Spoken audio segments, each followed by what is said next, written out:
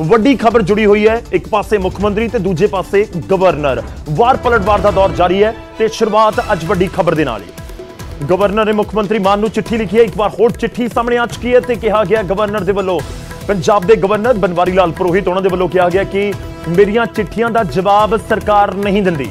ਮੇਰੇ ਲਈ ਵਿਹਲਾ ਵਰਗੇ ਸ਼ਬਦ ਇਸਤੇਮਾਲ ਕੀਤੇ ਜਾਂਦੇ ਨੇ। ਤੁਹਾਡੇ ਅਪਮਾਨਜਨਕ ਸ਼ਬਦ ਮੈਨੂੰ ਰੋਕ ਨਹੀਂ ਸਕਦੇ। ਮੈਂ ਆਪਣੀ ਸੰਵਿਧਾਨਿਕ ਡਿਊਟੀ ਨਿਭਾਉਂਦਾ ਰਹਾਂਗਾ।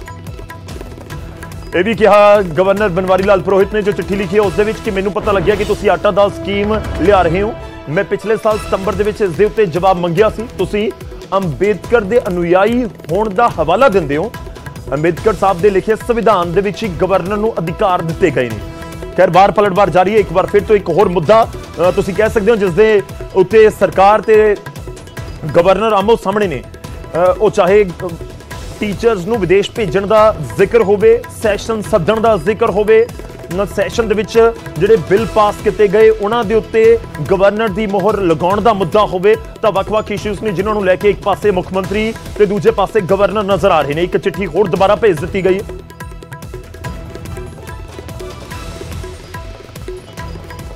ਤਾਂ ਵੱਖ-ਵੱਖ ਇਸ਼ੂਜ਼ ਦੇ ਉੱਤੇ ਲਗਾਤਾਰ ਤਕਰਾਰ ਹੁੰਦੀ ਹੋਈ ਨਜ਼ਰ ਆਈ ਹੈ। ਤਾਂ ਉਸ ਲਿਸਟ ਦੇ ਵਿੱਚ ਇੱਕ ਹੋਰ ਨਾਮ ਵੀ ਜੁੜਦਾ ਹੋਇਆ ਨਜ਼ਰ ਆ ਰਿਹਾ ਹੈ।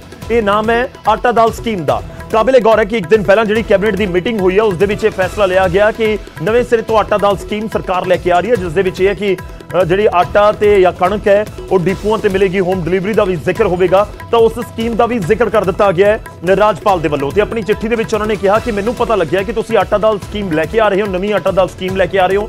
ਤੇ ਪਿਛਲੇ ਸਾਲ ਮੈਂ ਇਸ ਸਕੀਮ ਦੇ ਬਾਰੇ ਤੁਹਾਨੂੰ ਸਵਾਲ ਕੀਤਾ ਸੀ, ਪਰ ਇਸ ਦੇ ਬਾਰੇ ਤੁਸੀਂ ਕੋਈ ਜਾਣਕਾਰੀ ਨਹੀਂ ਦਿੱਤੀ। ਖੈਰ ਸੁਪਰੀਮ ਕੋਰਟ ਤੱਕ ਮਾਮਲਾ ਪਹੁੰਚਿਆ ਸੀ। ਕਾਬਿਲੇ ਗੌਰ ਹੈ ਜਦੋਂ ਸੈਸ਼ਨ ਸੱਦਣ ਦੀ ਮਨਜ਼ੂਰੀ ਨਹੀਂ ਦਿੱਤੀ ਗਈ ਸੀ ਸਪੈਸ਼ਲ ਸੈਸ਼ਨ ਦੀ, ਤਾਂ ਉਸ ਤੋਂ ਬਾਅਦ ਸੁਪਰੀਮ ਕੋਰਟ ਦੇ ਵਿੱਚ ਜਾ ਕੇ ਇੱਕ ਪਾਸੇ ਗਵਰਨਰ ਦੂਜੇ ਪਾਸੇ ਸਰਕਾਰ, ਦੋਵਾਂ ਨੂੰ ਲੱਗਿਆ ਕਿ ਸੁਪਰੀਮ ਕੋਰਟ ਦੇ ਵਿੱਚ ਉਹਨਾਂ ਦੇ ਹੱਕ ਦੇ ਵਿੱਚ ਟਿੱਪਣੀਆਂ ਹੋਈਆਂ ਨੇ। ਸਰਕਾਰ ਇਹ ਕਹਿੰਦੀ ਨਜ਼ਰ ਆਈ ਕਿ ਸੈਸ਼ਨ ਅਸੀਂ ਸੱਦ ਸਕਦੇ ਹਾਂ, ਗਵਰਨਰ ਸਾਨੂੰ ਰੋਕ ਨਹੀਂ ਸਕਦੇ। ਸੁਪਰੀਮ ਕੋਰਟ ਨੇ ਸਾਫ਼ ਕਰ ਦਿੱਤਾ ਹੈ। ਦੂਜੇ ਪਾਸੇ ਗਵਰਨਰ ਜਾਂ ਬੀਜੇਪੀ ਦੇ ਨੁਮਾਇੰਦੇ ਕਹਿੰਦੇ ਹੋਏ ਨਜ਼ਰ ਆਏ ਕਿ ਸੁਪਰੀਮ ਕੋਰਟ ਨੇ ਸਾਫ਼ ਕਰ ਦਿੱਤਾ ਕਿ ਸੰਵਿਧਾਨ ਦੇ ਮੁਤਾਬਿਕ ਜੋ ਵੀ ਰਾਜਪਾਲ ਸਰਕਾਰ ਤੋਂ ਜਾਣਕਾਰੀ ਮੰਗਦੇ ਨੇ ਸਰਕਾਰ ਨੂੰ ਉਹ ਜਾਣਕਾਰੀ ਮੁਹੱਈਆ ਕਰਵਾਉਣੀ ਹੋਏਗੀ। ਤਾਂ ਹੁਣ ਆਟਾ ਦਾਲ ਸਕੀਮ ਨੂੰ ਲੈ ਕੇ ਵੀ ਇੱਕ ਵਾਰ ਫਿਰ ਤੋਂ ਰੇੜਕਾ ਵਾਧਾ ਹੋਇਆ ਨਜ਼ਰ ਆ ਸਕਦਾ ਹੈ, ਕਿਉਂਕਿ ਆਟਾ ਦਾਲ ਸਕੀਮ ਸਰਕਾਰ ਲੈ ਕੇ ਆ ਰਹੀ ਹੈ, ਜਿਸ ਦੇ ਵਿੱਚ ਜ਼ਿਕਰ ਕੀਤਾ ਗਿਆ ਕਿ ਸੂਬੇ ਭਰ ਦੇ ਵਿੱਚ ਜਿਹੜੇ ਕਰੀਬ 500 ਡਿਪੂ ਹੋਰ ਖੋਲ ਦਿੱਤੇ ਜਾਣਗੇ। ਲੋਕਾਂ ਨੂੰ ਆਟਾ ਦਾਲ ਮਿਲੇ, ਲੋਕਾਂ ਨੂੰ ਕਣਕ ਮਿਲੇ, ਹੋਮ ਡਿਲੀਵਰੀ ਕੀਤੀ ਜਾਵੇ ਉਸਦੀ। ਆਟਾ ਤੁਹਾਡੇ ਘਰ ਪਹੁੰਚੇਗਾ, ਕਣਕ ਪਹੁੰਚੇਗੀ ਘਰ ਜਾਂ ਡਿਪੂ ਤੋਂ ਤੁਸੀਂ ਲੈ ਸਕਦੇ ਹੋ।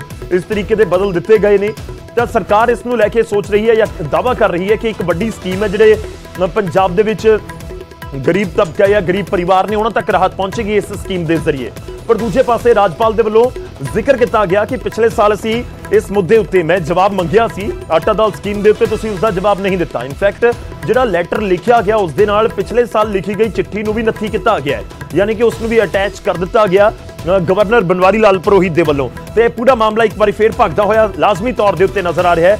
ਤੇ ਰਾਜਪਾਲ ਤੇ ਸਰਕਾਰ ਦੇ ਵਿਚਾਲੇ ਬਵਾਲ ਫਿਲਹਾਲ ਤਾਂ ਰੁਕਦਾ ਨਹੀਂ ਨਜ਼ਰ ਆ ਰਿਹਾ, ਕਿਉਂਕਿ 19 ਅਤੇ 20 ਜੂਨ ਨੂੰ ਸੱਦਿਆ ਗਿਆ ਜਿਹੜਾ ਸੈਸ਼ਨ ਹੈ ਉਸ ਨੂੰ ਲੈ ਕੇ ਰਾਜਪਾਲ ਨੇ ਸਵਾਲ ਚੁੱਕੇ ਸੀ, ਕਿਉਂਕਿ ਉਸ ਦੇ ਵਿੱਚ 4 ਬਿੱਲ ਪਾਸ ਹੋਏ। ਉਹਨਾਂ ਦੇ ਵਿੱਚ ਇੱਕ ਬਿੱਲ ਗੁਰਦੁਆਰਾ ਸੋਧ ਬਿੱਲ 2023 ਵੀ ਸੀ, ਜਿਸ ਦੇ ਵਿੱਚ ਗੁਰਬਾਣੀ ਦੇ ਰਾਈਟਸ ਨੂੰ ਲੈ ਕੇ ਜਿਹੜੇ ਤੱਥ ਨੇ 125 ਜੋੜ ਦਿੱਤੀ ਗਈ ਸੀ ਧਾਰਾ। ਤਾਂ ਉਹ ਮੁੱਖ ਮੰਤਰੀ ਕਹਿ ਰਹੇ ਨੇ ਕਿ ਉਹ ਪਾਸ ਕਰ ਦਿੱਤੇ ਜਾਣ ਤਾਂ ਕਿ ਗੁਰਬਾਣੀ ਫ੍ਰੀ ਟੂ 에ਅਰ ਹੋ ਸਕੇ, ਉਸਦਾ ਪ੍ਰਸਾਰਣ ਫ੍ਰੀ ਟੂ 에ਅਰ ਹੋ ਸਕੇ। ਪਰ ਦੂਜੇ ਪਾਸੇ ਰਾਜਪਾਲ ਕਹਿੰਦੇ ਨੇ ਕਿ ਜਿਹੜੇ 4 ਬਿੱਲ ਤੁਸੀਂ ਪਾਸ ਕੀਤੇ ਨੇ ਉਹ ਇੱਕ ਪਾਸੇ, ਪਰ ਜਿਹੜਾ ਤੁਸੀਂ ਸੈਸ਼ਨ ਸੱਦਿਆ ਸੀ ਉਹੀ ਲੀਗਲ ਨਹੀਂ ਸੀ, ਉਹ ਸੰਵਿਧਾਨ ਦੇ ਮੁਤਾਬਿਕ ਨਹੀਂ ਸੀ।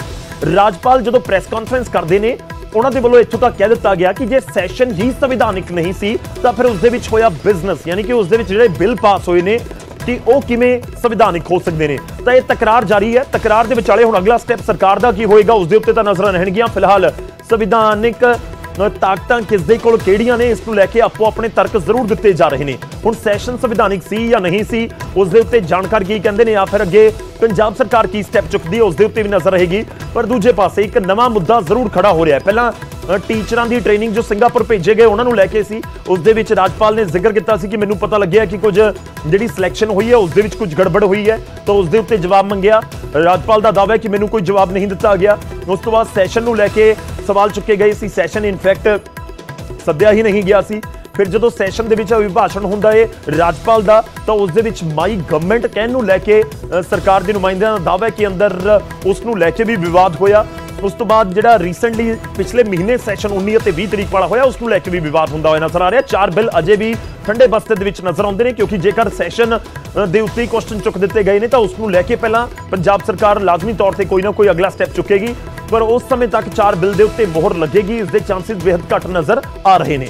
ਇਸ ਸਭ ਦੇ ਵਿਚਾਲੇ ਆਟਾ ਦਾਲ ਸਕੀਮ ਨੂੰ ਲੈ ਕੇ ਸਰਕਾਰ ਦੇ ਵੱਲੋਂ ਜੋ ਤਰਕ ਦਿੱਤੇ ਗਏ ਜਾਂ ਦਾਅਵਾ ਕੀਤਾ ਗਿਆ ਕਿ ਆਟਾ ਦਾਲ ਸਕੀਮ ਲੈ ਕੇ ਆ ਰਹੇ ਹਾਂ ਔਰ ਪੰਜਾਬ ਦੇ ਇੱਕ ਵੱਡੇ ਖਿੱਤੇ ਨੂੰ ਫਾਇਦਾ ਹੋਵੇਗਾ, ਜਿਹੜੇ ਲੱਖਾਂ ਪਰਿਵਾਰ ਨੇ ਉਹਨਾਂ ਤੱਕ ਫਾਇਦਾ ਪਹੁੰਚੇਗਾ ਇਸ ਸਕੀਮ ਦੇ ਜ਼ਰੀਏ, ਆਟਾ ਦਾਲ ਸਕੀਮ ਦੇ ਜ਼ਰੀਏ ਸਰਕਾਰ ਦਾਅਵਾ ਕਰ ਰਹੀ ਹੈ।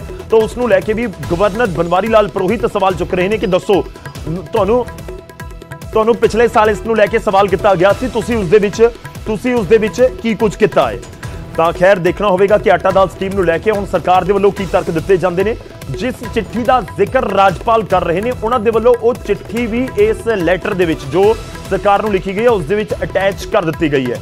ਇਤਰਾਜ਼ ਇਹ ਵੀ ਜਤਾਇਆ ਗਿਆ ਰਾਜਪਾਲ ਦੇ ਵੱਲੋਂ ਆਪਣੀ ਲੈਟਰ ਦੇ ਵਿੱਚ ਜ਼ਿਕਰ ਹੈ, ਜਿਸ ਦੇ ਵਿੱਚ ਉਹਨਾਂ ਨੇ ਕਿਹਾ ਕਿ ਮੇਰੇ ਲਈ ਵੇਲੇ ਵਰਗਾ ਸ਼ਬਦ ਵੀ ਇਸਤੇਮਾਲ ਕੀਤਾ ਜਾਂਦਾ ਹੈ। ਉਹਨਾਂ ਨੇ ਇਹ ਵੀ ਕਹਿ ਦਿੱਤਾ ਕਿ ਤੁਸੀਂ ਅਪਮਾਨਜਨਕ ਸ਼ਬਦ ਬੇਸ਼ੱਕ ਬੋਲਦੇ ਰਹੋ ਪਰ ਮੈਨੂੰ ਸੰਵਿਧਾਨਿਕ ਡਿਊਟੀ ਤੋਂ ਰੋਕ ਨਹੀਂ ਸਕਦੇ। ਤਾਂ ਤਲਖ ਟਿੱਪਣੀਆਂ ਇੱਕ ਦੂਜੇ ਦੇ ਉੱਤੇ ਜ਼ਰੂਰ ਹੋ ਰਹੀਆਂ ਨੇ। ਰਾਜਪਾਲ ਕਹਿ ਰਹੇ ਨੇ ਕਿ ਮੇਰੇ ਲਈ ਜਿਹੜੇ ਸ਼ਬਦਾਂ ਦੀ ਚੋਣ ਕੀਤੀ ਜਾ ਰਹੀ ਹੈ ਉਹ ਸਹੀ ਨਹੀਂ।